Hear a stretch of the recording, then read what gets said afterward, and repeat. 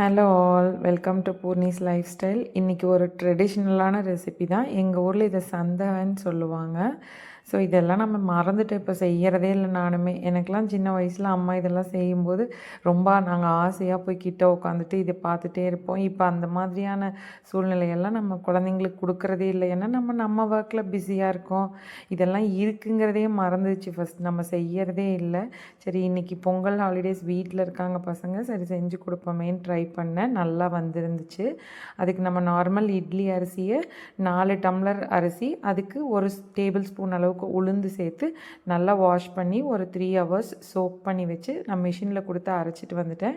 அதுக்கப்புறம் அதோட உப்பு சேர்த்து மிக்ஸ் பண்ணி இட்லியாக ஊற்றி அதை உடனே அந்த சந்தவைக்குன்னே ஒரு மிஷின் இருக்குது, நாங்கள் அந்த மிஷின் வச்சுருக்கோம்.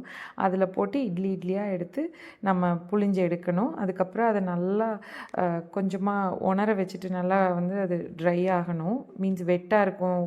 இது பண்ணினோடனே அதோட புளியும் உப்பும் கரைச்சி விட்டு நல்லா மிக்ஸ் பண்ணி இந்த மாதிரி வச்சுட்டு அதை கடாயில் எண்ணெய் ஊற்றி கடுகு, உளுத்தம்பருப்பு, கடலைப்பருப்பு, காஞ்ச மிளகாய், கருவேப்பிலை, மஞ்சத்தூள் இதெல்லாம் போட்டு நல்லா தாளித்து எடுத்து அதில் கொட்டி மிக்ஸ் பண்ணி வச்சிடணும். இதுலேயே தாளிக்கிறதுக்கு முன்னாடியே தனியாக கொஞ்சம் ஒயிட் சந்தகையை எடுத்து வச்சுட்டு அதுக்கு தேங்காய் பால் செஞ்சுருவோம். ரொம்பவே நல்லாயிருக்கும். இதை வந்து நம்ம வச்சு சாப்பிட முடியாது. நைட் பண்ணணும் அப்படின்னா அன்றைக்கி நைட்டே சாப்பிட்றணும். ஏன்னா இது அரிசி மாவு ப்ளஸ் புளியெல்லாம் நம்ம ரொம்ப கொதிக்க வைக்கிறதெல்லாம் இல்லை. அதனால் அப்போவே செஞ்சு சாப்பிட்றணும். இது ரொம்ப நாள் கழித்து நான் ட்ரை பண்ணேன். ஆனால் ரொம்ப கஷ்டமாக இருந்துச்சு. செம்ம டயர்ட் ஆயிடுச்சு. ஒரு பெரிய அச்சீவ்மெண்ட் பண்ண மாதிரி ஆயிடுச்சு.